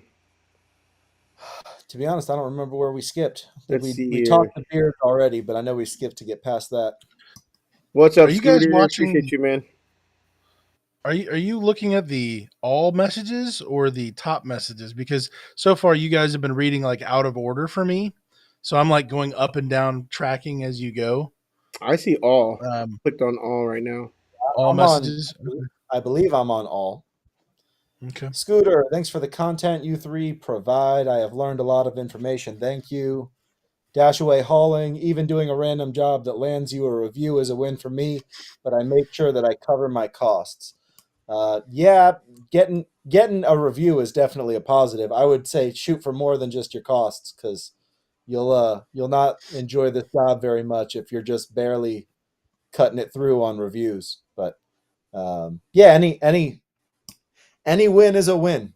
You know, there's jobs where I haven't made any money and it still worked out as a win by the end of it, just because you do it correctly. But Correct. yeah, it's not everything is monetary gain. A lot of times, the even strange one is a lot of times you don't know what job is going to lead to other jobs, and you don't know what contact is going to lead to other contacts. So, you know, you might do something for the little old lady down the street, and she happens to know, you know, her son is the director of Goodwill, and they need a dumpster every 5 days. So, you just kind of sometimes it's a little bit of luck, but luck is ultimately where what is the phrase where preparation meets I don't remember. Preparation meets opportunity, something along those lines. Basically, it boils down to luck is not you sitting on the couch. Luck is you going out there and grinding your ass off every day. And eventually people will sit back and tell you how lucky you were because something happened to fall into your lap, but they don't see all the blood, sweat, and tears that went into that one opportunity that you happen to be prepared for in the moment. Right. So So funny, Daniel and I have a little competition, always going back and forth as far as reviews are concerned. So we're kind of neck and neck. Daniel has me passed up as far as reviews, but that's you know pathetic. it's Mr. 2 trucks and 30 dumpsters. I know that's because look, but look at the smile though. How can I compete with that guy? Like he gives him a smile, and you know review. I agree. I've got the resting bitch face all the time, and people are scared of the big beard, so they're like, "Oh, you're scary," you know what I'm saying? So it is what it is. But you know, Daniel's constantly smiling. He's got the you know the crow's feet over here, like you know, always like a full hearted smile, and I can't compete with that. But anyways, we're at 80. We're at 80 something reviews a piece. I think he's at damn near 85 or something like that. I got my 83rd today, but it's really good. It does you really good to get reviews. To stop, Daniel. I know he's gonna try to correct me and tell me exactly how many. I'm looking for my. I can't remember where I'm at. It's really good to get those reviews. It's not too much to ask. And yeah, it really helps your business out. You know what's the funny part about reviews is most reviews are simply filled out because someone asks people to do the review. Right. You know? Yeah, it's like a large majority of guys just won't ever send out the text or the email to even ask for the review. But if you do, it's eventually just a numbers game where if you hit 100 people, you're bound to get 10 or 20 at the very least. You know, if you do a good job and personalize it, you might increase that number to 50 or 60. But really, if you're just the guy that religiously every single rental, every single junk job, every, you know, old lady you help cross the street and you get her phone number, you send that review link to, eventually you'll just have a large number of reviews. So personalizing the review is super important. When I had my limo company, again, I always go back to limo company. I say it all the time because that's what I know for 16 years. When I had my limo company and I went from saying, "Hey, this is Heaven on Wheels. Would you mind leaving us a review based on our services?" to, hey, this is Bob, Joe, Daniel, whoever the driver was. And when I made the review request, seemed to have come from the driver that drove them around for the last 5, 6 hours and requested a review from them as if it was a driver asking. My reviews skyrocketed for my limo company. At the time I sold it, I had over 500 reviews on my limo company. So that's a nice little tidbit. If you can make it seem like it's coming from not the business, people aren't so inclined to leave a review for a corporation as they are for an actual, whether it be the driver or it be, let's say, a family-owned operation. They're more inclined to leave a review for them, in my opinion. Yeah, I pretty much, I wouldn't say every customer, but pretty close to every customer I'm already texting. Like before I ever get to the review process, I'll text them when I'm on the way. I'll text them to confirm the order. I'll text them to, X, Y, and Z. And I wouldn't say 100% of the time, but I would say in the 90s, I write out some kind of text to end the interaction right before I send my Google review link from the Google Maps app. So I'll actually write out, it's like, hey, this is how much your tonnage was. Really appreciate the opportunity. If there's anything I can do for you, yada, yada, yada. But if you actually, I don't know if anyone saw the video. I actually had their parade float builders. They were a bunch of pirates Pirates. Yeah. that they actually booked 2 dumpsters. And it was like, even in their review, they were hitting me with pirate slang, and I'm responding with pirate slang, and I'm calling them admiral. And, it's like if you make a large part of sales in general is making the interaction about the person across the table from you. If you listen to really intelligent people when it comes to sales in general, most will say that if the person sitting across the table knows more about you than you about them, by the end of the interaction, they're not going to buy. So if you make it a point to constantly ask questions, people love to talk about themselves. It's just like it's a natural inclination we all have as human beings. Even if you think you don't, you do. It's just the reality of it. People want to talk about themselves. If you ask a lot of questions and make the interaction about the other person, and then tie that into your, kind of closing sentiments of your interaction, it'll really boost your ability to get reviews and stuff like that. So people love that stuff. They eat it up.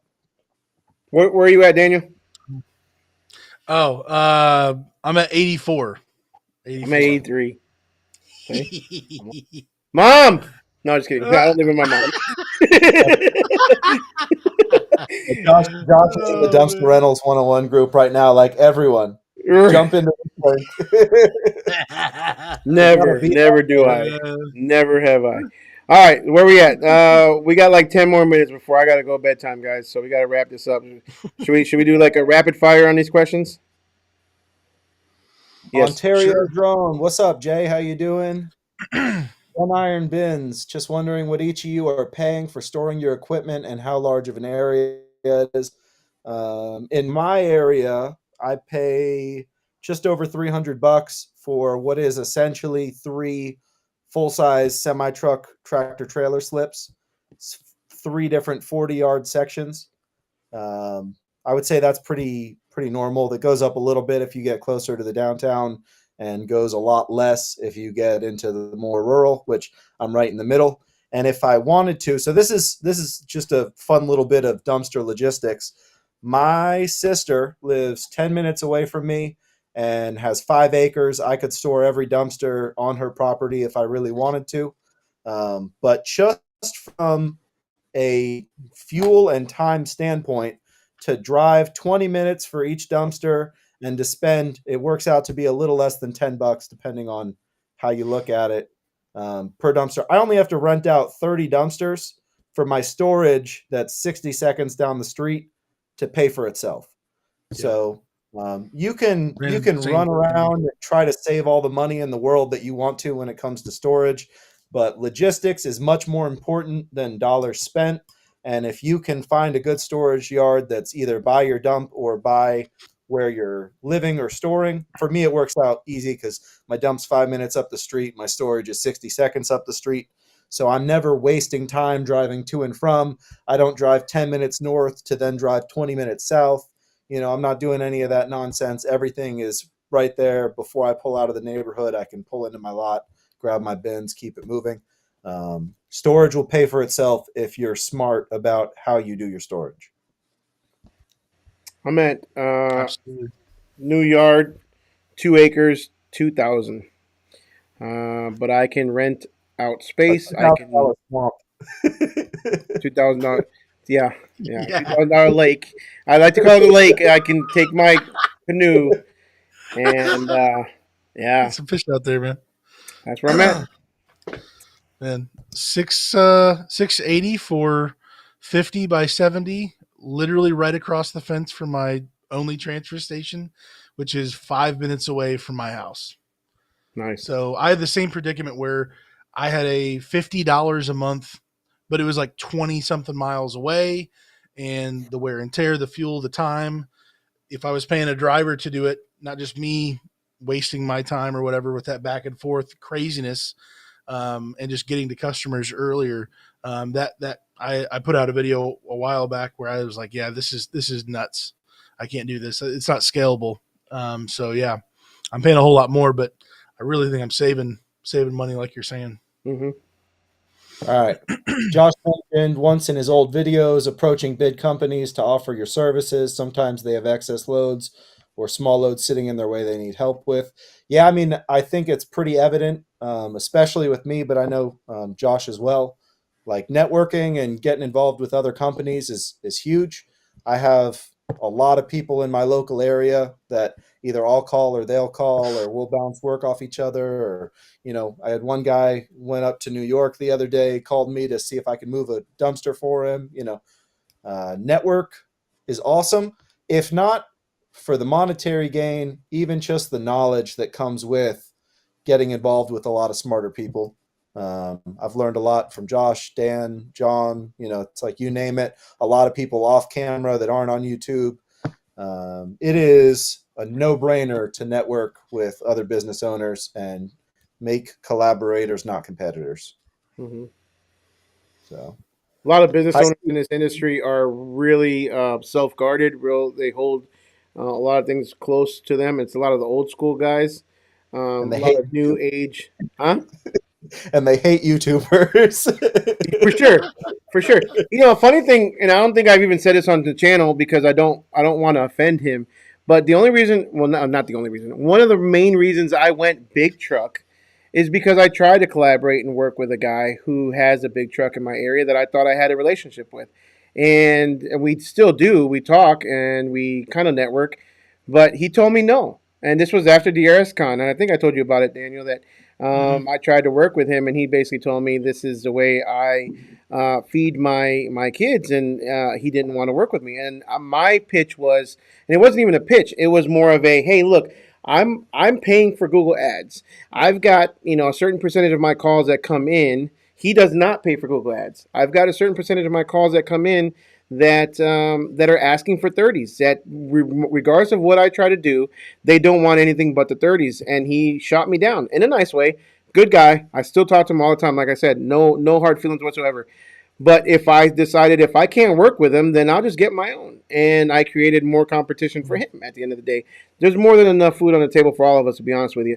But he lost out because I would have given him free business. I wasn't asking for a discount. I would have paid him his price. I was just going to upcharge a little bit to cover my costs.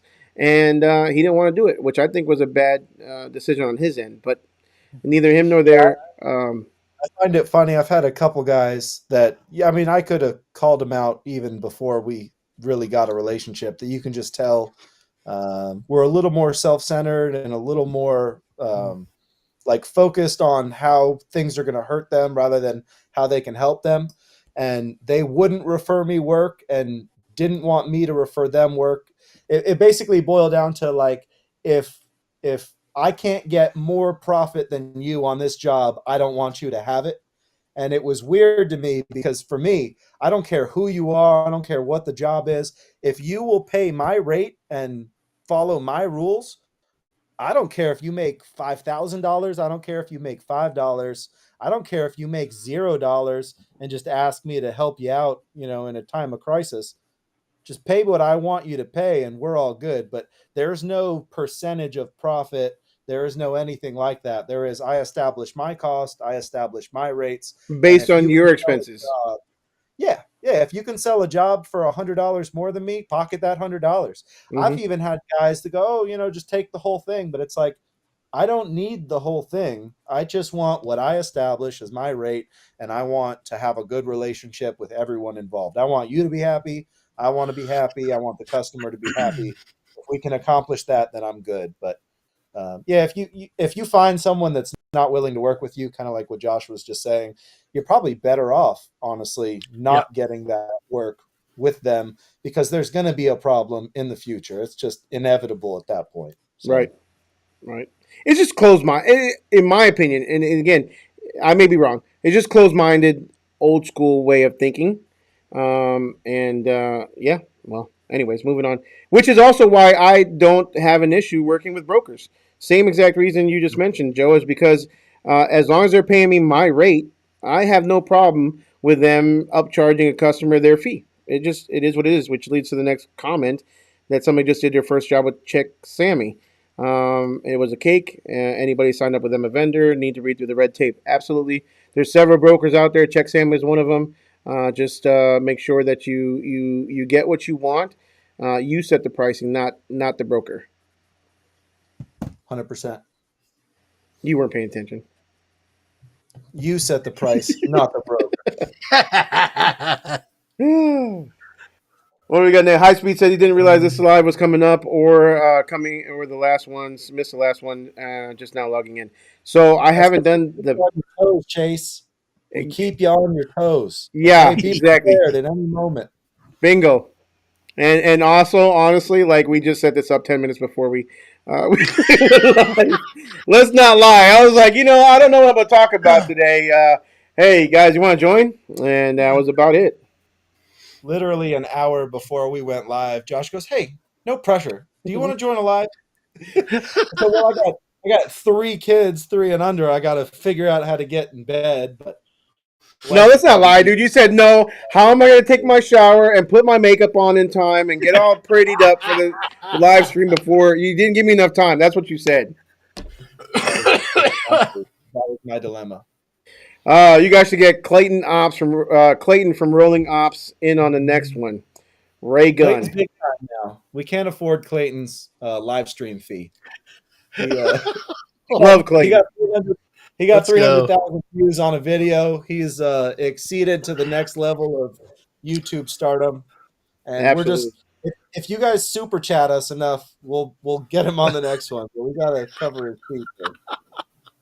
I can do multiple guests, so would love to have Clayton back on the channel again. Actually, I just talked to him earlier this week. Dude, love that dude. He's a good dude, good kid, I should say. No offense when I say kid, but I probably have a kid or two older than him. AARP discount, guys. Huh? I said AARP discount. Remember, guys. Whatever, man. What do we got? South Padre Island. You won't regret it. Never been there. I heard it's more of a party island, though. That's why you regret it. Have a good time. I'm too old. Won't remember it. They don't have senior citizen discounts there. Anyways, moving on real quick. Dallas County, some of the cities are private. I've talked a lot about the franchise agreements in multiple cities and municipalities. You got to watch your back there. I would not talk about that too much. I've talked about it a lot. Buy or rent an RV, you won't have to worry about them on it. So again, these guys know what we're talking about. I have been on this kick of possibly purchasing an RV and putting it on things like Outdoorsy and RV Share as kind of another side hustle, side stream income. Kind of interesting. Somebody mentioned that. Have a Dumpsters talked about it, but plus I have an RV. Was referencing me driving my 3 kids on an 11-hour trip. That's how far behind we are in the comments. Goodness gracious, are we really? Yeah, probably. My bad. I'm sorry, guys. Joe, are you still rocking 17s? I have never owned a 17. I do 15s and 20s. I had a 12-yard dump trailer that I rented out as a 10-yard when I was doing it. But the thing that killed me with dump trailers, with different sizes, roll-offs, it makes a little more sense. But with dump trailers, it was like every bit of the cost was 100% identical. It's just one, I stopped the walls here, the other, I stopped the walls here, and I charged more. So it got a little whatever to me. I didn't really care to sell the 10-yard. My minimum cost and my minimum profit was where I was at in the 15 anyway. So I have now done the conversion. I'm just 15 and 20 yards. I will probably add 25 yards and concrete washout dumpsters, but I don't see much of the point of going smaller than a 15 for the type of work that I do. I can pick up all the weight that I need to in a 15 unless it's concrete or dirt, and then I'll stuff those into a probably 7-yard concrete dumpster. Hold that thought about concrete dumpster because I got a hell of a comment here. Wait, Daniel, did you do a live stream in a hot tub? Did I miss something? Like, how does this guy know you have a hot No, tub? I did not. No, I did. Whoa, wait a minute. I want to see the live stream in the hot tub. With no pants, Josh. With no pants. What am I missing here? What did I miss something? Okay. A hot tub. I got a free hot tub. It is sitting in my garage. I don't have it hooked up to the power yet. Come on, man. That is the background of my recent vinyl live streams of shenanigans. That's all that is. I'm disappointed. All right, what else we got? Pair of gloves, box of Band-Aids, and some goodie powders from Jason Hendricks. What's a goodie powder? Yeah, I was going to say that as well. That sounds like drug dealing. That's what that. I don't know what goodie powder is, Jason, but that is one way to increase your profits. I'd be with those contractors will make sure the boss books you the next time. That's for sure. Again, we were talking about CBD gummies. I was just telling Daniel we should do some CBD gummies in the goodie bag. He asked me, is weed? He's gonna roll out. Is weed legal in Indiana? Like, oh my! What are we talking about right now? Oh man! It's a bad idea, but I don't know. Like, are you able to custom print your brand on the back of a Band-Aid? I'm sure someone does it. I thought you were gonna say on a joint or something. I mean, anyways. Is weed legal in Florida, Joe? Medically. Okay. Yeah, it's not recreational, but there's levels to it. Have a dumpster. Okay, now I get it. Sorry, my bad. Have a dumpster says my Hino insurance is 50% less than my $350. You were saying it with a Hispanic accent.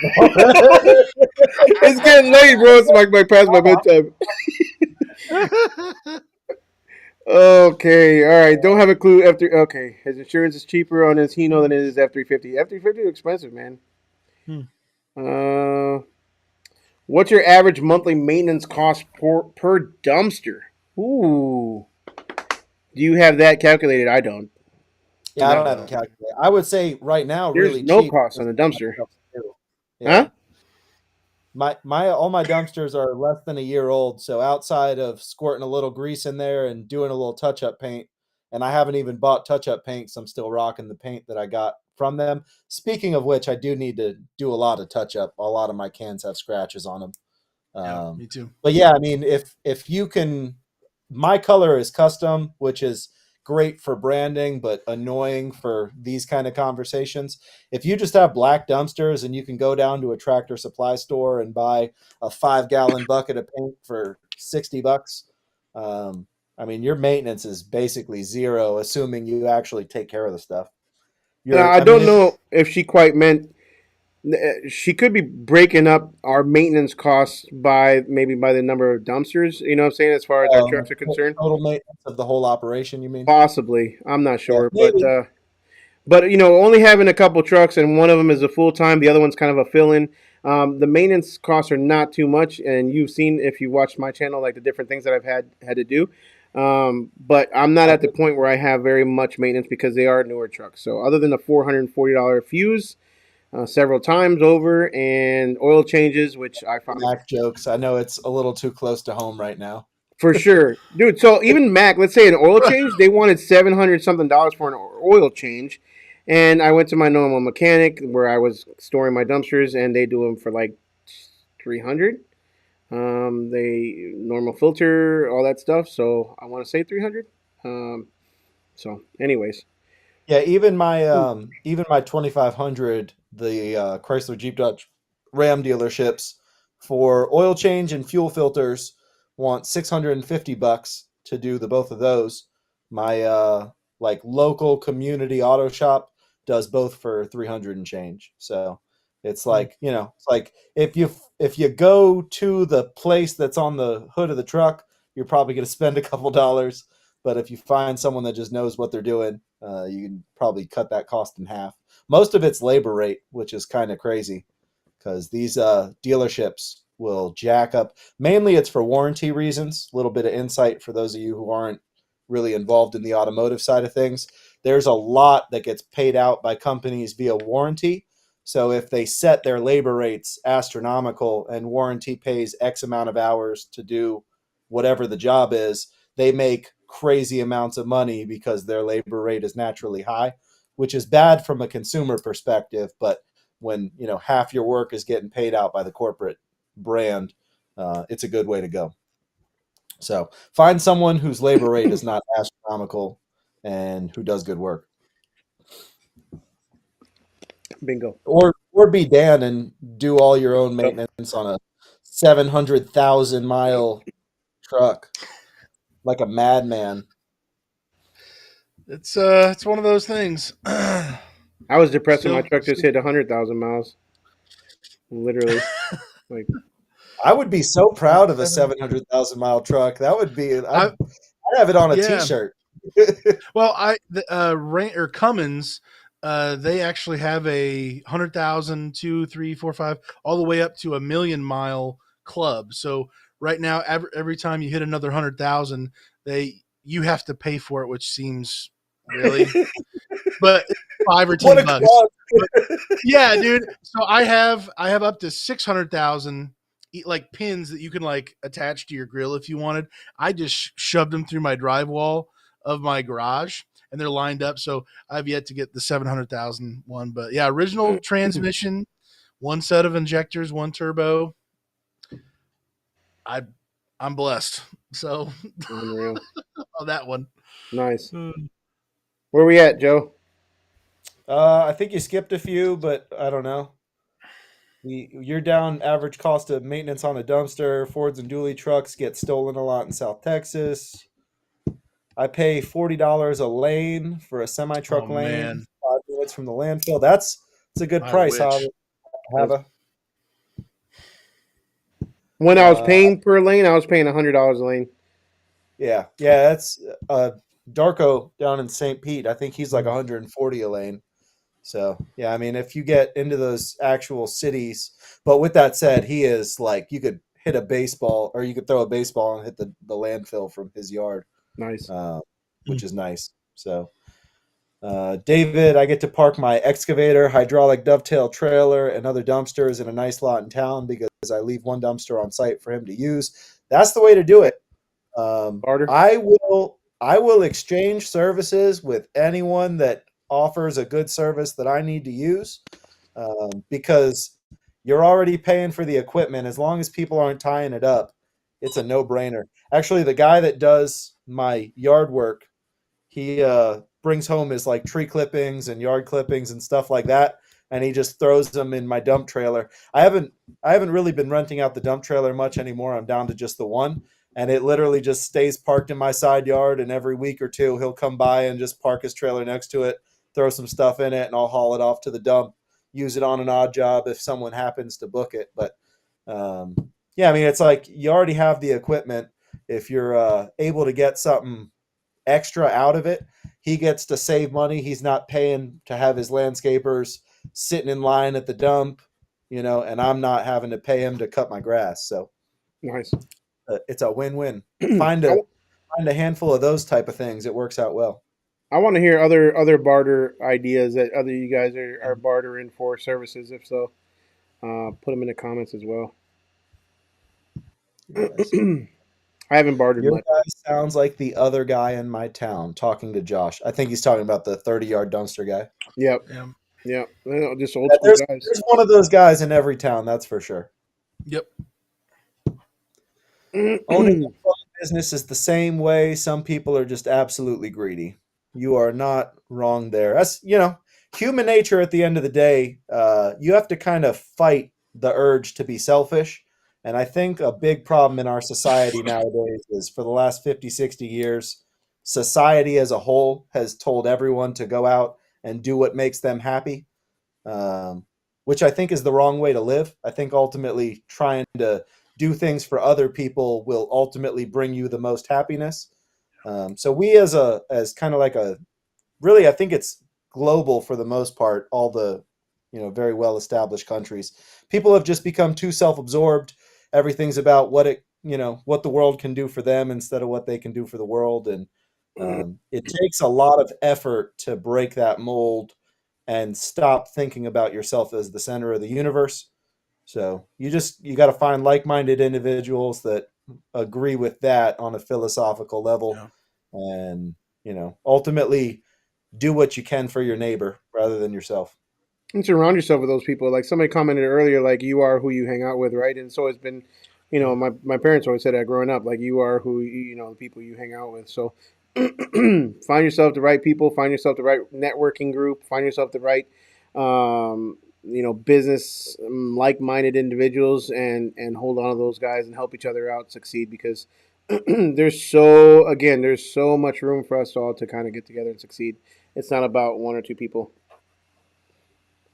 What else? That's a hell of a good idea. I like that idea. Which one is Eh, he talking about? not sure. Oh, Talking to I Dave. think that was the free. use the dumpster Yeah. on site. Yeah, for free. SEO, Um, Google Ads, or both. Both.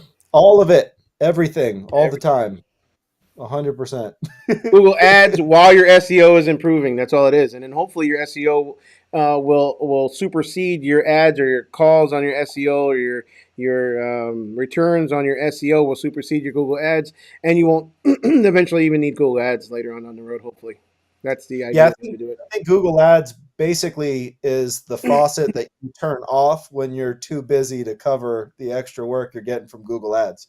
But if you have dumpsters sitting in the yard, it's probably a good idea to run Google Ads. So SEO is a no-brainer always. I still have yet to see a good reason not to work on establishing your online presence.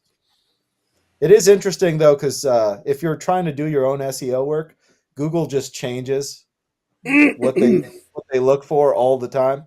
Right. So it's a never ending battle. You're just constantly walking uphill, trying to figure it out along the way. Which I think it was you, the one I was talking to the other day about like Google Ads versus doing it even SEO, like doing it yourself versus just hiring out. And I think that's it right there. It's just it's not it's a full time job to try to even stay up with the trends, with the changes, with the rules. You know what I'm saying? Like the other day, I posted an ad, not even an ad, a post on Google Business Profile (GBP) or whatever it's called, and it got kicked back because I put pricing in there, like a winter special pricing. Guess you're not supposed to do that. So didn't get penalized for it, but it's just constant things like that. It's just you don't know what you don't know, and sometimes it's better just to pay somebody who does and pay for their expertise, and you just do what you're good at, and that's executing, growing, shaking hands, kissing babies, like Joe said earlier. So 2024 is the year of me outsourcing a lot of things that I should have been outsourcing for the last year and a half.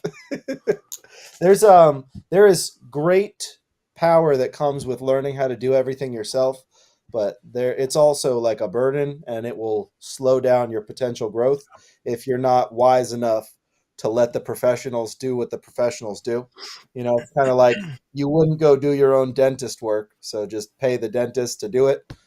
You could learn how to do SEO and Google Ads, but you probably would make more money outsourcing the work and having a professional do it. The hard part for me, and the reason that I haven't done it sooner, is I have a hard time trusting to give that power to someone.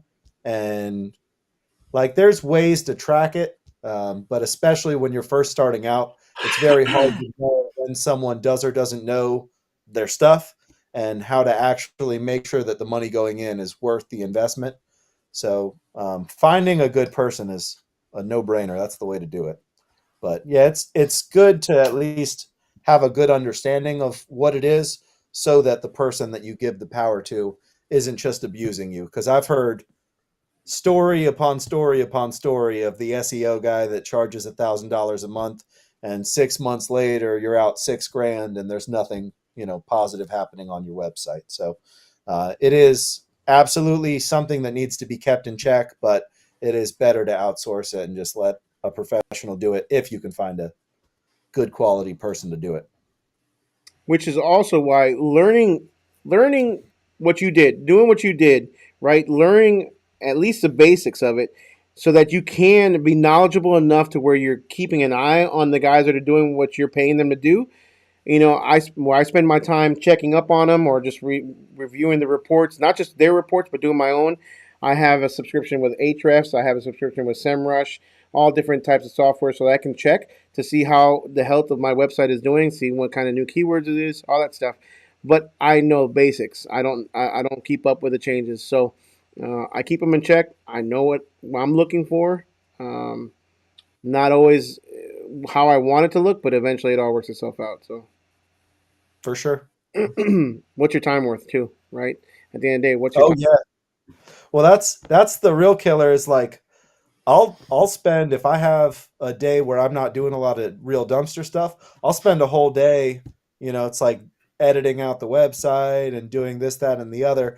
But then there's some weeks where it's like, I want to sit down and do that, but I can't because I gotta go run a dumpster here, or I gotta do this task there, or and even if you have the knowledge, having the time to do it and do it appropriately is also a bit of a problem. Because like my website, I dialed in really well on the computer. Like, if you're looking at it on a laptop or a computer, it looks absolutely phenomenal. But if you're looking at it on a tablet right now, it's probably a little bit of a mess. And that's the type of thing that for the last week and a half, I've been trying to jump in there and edit that stuff out and make sure that it looks good on all the different platforms. But when you try to do everything yourself, eventually you're going to get to the point where you're so busy that stuff is going to drag, you know, longer than it should. And if I could just drop $300 on someone's lap and have it poof done already, I'd probably have made more money, because more people would have booked that other dumpster that, otherwise looked at it and go, this looks funny, I don't like this guy, I'm moving on to the next one, that kind of. Yeah, it's good to learn how to outsource. Yeah. One more to touch on that just a little bit more. There's only, when we talk about what is our time worth, at some point, it's not about staying in the truck all the time either, though. I mean, it depends, right? If you want to scale, if your goal is to scale and grow big and as big as you can, at some point, your time is worth more to you going out and growing your business versus you being behind the wheel and driving the truck. So, there comes a time in every business where it's more important for you to work on your business than it is. I'm sure everybody's heard that, right? More important for you to work on your business than in your business. And I've learned that over the years too, that like, being an owner operator, being a one man show, being the face of your business, at some point, it's time to step back and say, okay, if I want this business to grow, if I want to scale, I need to work on the business and not behind the wheel. So, Well, and then also on the flip side of my point before, I think we talked about this last week, is if you were to say everything is flowing perfect, what would you want to be doing, Joe? I would rather have someone in the truck that I know can deliver dumpsters without much issue, while I'm sitting behind the computer and managing things here. Because with the skill set and the knowledge to do things from your office also gives you the freedom to not be physically attached to the day-to-day operation. So if I wanted to go on a vacation with the family, but I also wanted to make sure everything was functioning correctly, I could jump on my laptop in the middle of Nebraska and run the business while, Johnny Jim is running my truck and physically dropping off dumpsters. And if you can get to the point where you're really talented on the computer, you can translate that into other businesses. So you can have Johnny Jim running his dumpsters while the other, for Dan's case, his vinyl printing operation is running solid at the house, and you can run 10 businesses from that one laptop, whereas you can't be in the truck and running 10 businesses at the same time. So depending on what your ultimate end goal is as well, if you just love running dumpsters and that's all you ever want to do with your life, then you probably should be in a truck. But if you want to be an entrepreneur who is able to have the freedom of his time and make lots of money and, accumulate large amounts of wealth kind of in your own power, learning SEO, learning Google Ads, learning how to establish the website, learning how to do the marketing, that's the skill set that can translate into a lot of things without landlocking you to a physical location. So, it's really ultimately boils down to what's your end goal. Right. So there's no right or wrong way to do it. Right. Guys, I think we need to end it. Well, we didn't find out what goody powder is yet. Actually, that's the next comment. We did. No, I wanted to say it for that reason. Goody powder is pain relief like Tylenol. That is exactly what the last guy told the cop when he got pulled over. Absolutely. Shout out to Oh, Covenant. my He has arrived. Absolutely. One of my favorite shows, actually, Live PD. I don't know about you guys. Well, not even Live PD. On Patrol Live. You guys watch that, or is it just me? We actually had live PD. We had live PD film in my county, and actually while I was selling cars, we had, and it's the funniest episode on the planet. I'll have to send it to you guys after this. We had one of the salespeople, blurred face, but you could definitely tell it was him. We actually had him get arrested on live PD while I was working at that store. Oh, it's the best. It is a hilarious episode. You don't even have to know him for it to be a hilarious episode, but if you know him, it's 10 times funnier. So, Nice. yeah. Nice. And the crap you guys gave him after that was priceless? Yeah, he got a lot of crap before that too. He was a character for sure. But yeah, he definitely got a lot after it. Nice. All right. Dave's from Nebraska. Shout out Dave. Everyone else, have a good night. And this was fun. This is my first time ever going live, so you guys have you've caught my laugh, Gary. So, and on that note, if you don't follow these guys, I don't know why not. Make sure you guys do go over to Daniel the Dumpster Helper on YouTube and to Maxco Dumpsters as well on YouTube. Give them a like. I will make 100% positive. I put that in the description below, possibly tomorrow because I am going straight to bed and because I'm old. These guys said I needed an AARP card. And on that note, thank you guys for joining the live. Hopefully we could do this more often.